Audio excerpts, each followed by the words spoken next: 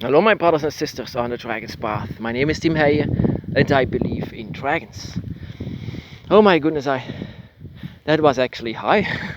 I'm actually out of breath to come here. But this is a place actually that only tourists like to go because the local people just don't like to come here. The reason for that is because there are a lot of people saw creatures here, spirits, light-giving spirits, and this is actually becoming a legend in where I live in the forest here. That were fae or fairies, or how do you want to call it? Fae or fairies in in legends like this one. It's not like Tinkerbell. They are actually creatures also from the fifth gate, but from a very specific realm. And this realm is like the fae realm, and sometimes in some cases they work together, fae and draconic spirits, but most of the time it's against it, and I can feel this very well every time when I come into this cave. This cave, my brothers and sisters, is what I was talking about when nature was forgetting to close up, and their realms. This realm that you actually can go through in this cave. I mean, there is a lot of intense energy if you go inside of it. A lot of intense energy that just swifts with nature itself. Fae are also, just like the dragon, spirits of nature. They also are very highly protected by it. But sometimes there are moments that people can see this, and this is because there are openings like this. And this is also why sometimes the dragon is still being spotted to this day. That is because there are also dragon gates among this world opened. I like to open up gates as well, but this is just made by myself, made by manipulation. This one is not manipulated. This one is opened up by nature. This one is actually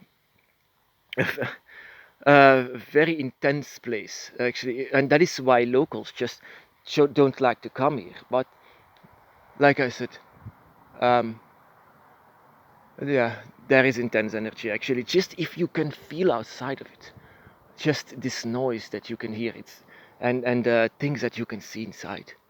Um, it's very intense, the energy. But I would like to say that you can also, and that is what I want to say as example. That is what you can do as a dragon witch. You can also open up gates. That is what you can do. That is your authority that you can do. You can manipulate nature so much that you can do what nature does, but they forget, and yet you will create. That is what it will be. You can create an opening to the fifth gate, to the fifth dimension. I mean, where the dragon realm is. You are trying to find them, not them, but dragons. But you can come across these creatures, of course. You can see them, you can feel them even as also being of the fifth gate. uh, but like I said, they are not not like Tinkerbell, so don't play around with that. Just search for the dragon and maybe open up your gate as well.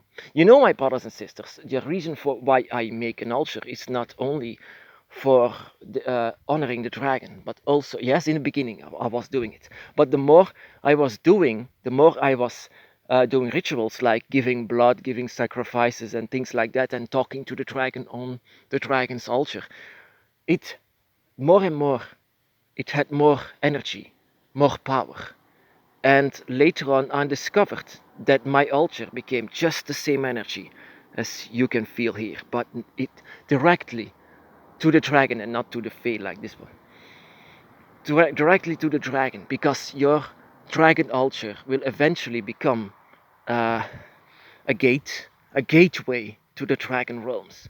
And that is why you sometimes can have sacrifices and things like that, because the dragon will see it. The other dragons even will see it where they are on the dragon's realms. Um, so I created a lot of these gates. Actually, it's actually very scary if you look at this. Um, if you can just do this as well in these forests. I made so many gates, open it up, all of them, all against uh, nature's laws that they have.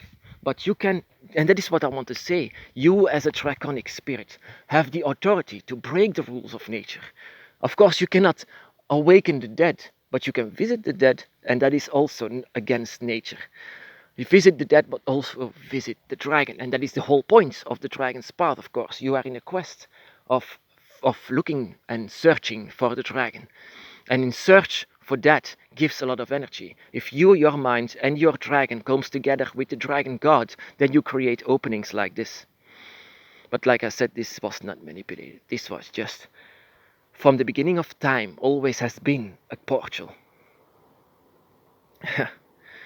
The Fae.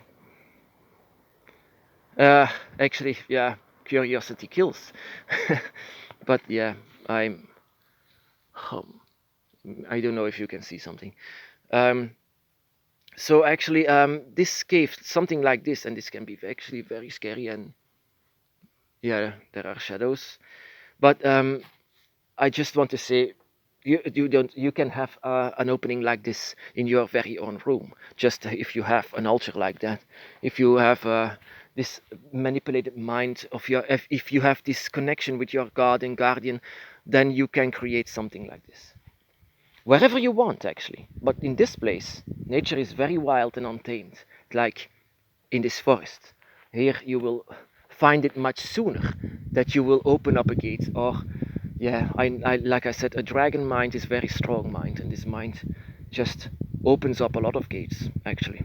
I opened so many gates that are not from the dragon in the beginning of time. In my search of the dragon, I opened wrong gates, and I met a lot of dark energies, and the Fae was one of them because it was so close to the dragon that I met a Fae. And that is where I could ever see what kind of a creature that is. Sometimes they are also shapeshifters, and they can come before you like Tinkerbell, but in fact, what they really are, um, it's a bit like the dragon. You know, the dragon can also shapeshift. They can also come before you like a human with wings. But like they can manipulate everyone actually that they come in front of you. But you cannot be manipulated because you are a draconic spirit yourself, and you will immediately feel and know what they are thinking, what your dragon is thinking. They cannot hide something from you.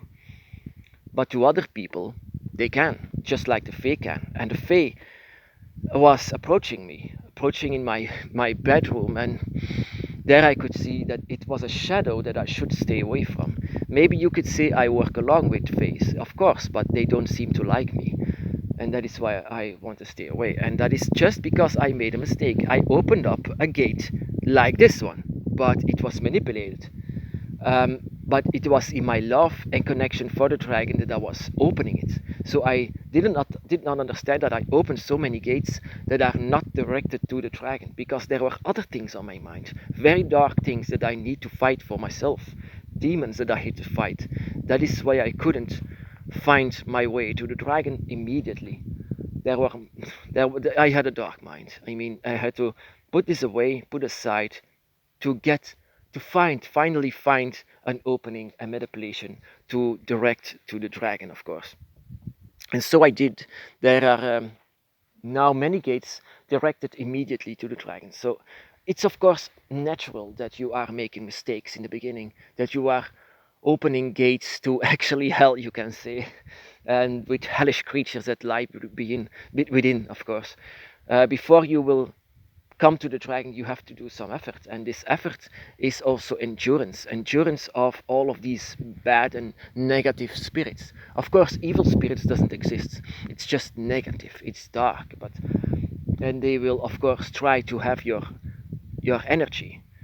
Just like you might give to the dragon, they also might ask you for energy, so that they will come to you and eventually feed on you. That is what I learned from spirits that don't belong to you, actually. And the dragon doesn't ask this. You give this freely. That is the difference. The dragon doesn't ask you for your soul, actually, a piece of your soul. That is not what, because the dragon loves you. They don't want that you miss anything. If you give something to the dragon, it's totally free will. And that is how you can see it's actually an imposter, that it doesn't feel right. It doesn't feel correct. And they ask you for your energy, you know. And that is also what I had with Faye.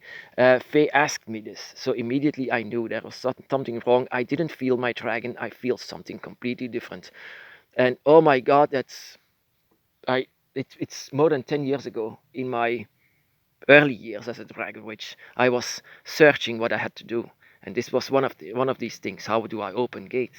And these gates, when I finally saw actually a fae that was not um, shapeshifting or something like that, it was not as beautiful as my dragon is. I can say you that.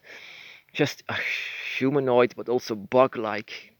But very powerful, very, very powerful. Don't underestimate this. All of the creatures of the beyond the fifth gate are very, very powerful beings of nature, and this was one of them. So we left each other alone. So I wanted to give energy, but it's only reserved for the dragon, and that is also what you should do. Reserve your energy for the dragon. So yes, Faye. Um, if you want to open a gate, just put your mind always on the dragon. Even my plush, my brothers and sisters, even my plush has dragon energy, because my mind is now always on the dragon, and that is why you can open gates. If your mind is completely on it, your mind is everything. It's very strong. It's draconic. It's still alive. It has the energy of a dragon. You can manipulate it. You can open up the zip. If you can say this.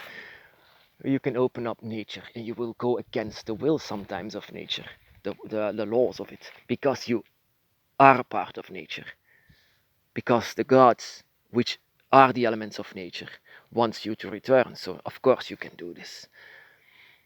This is actually not really against nature, but you can. It's for all of the people, of course, that nature remains the same, except for you, without other people knowing it, that you are breaking the law in all silence. To go again, than to find your dragon. My brothers and sisters, be blessed.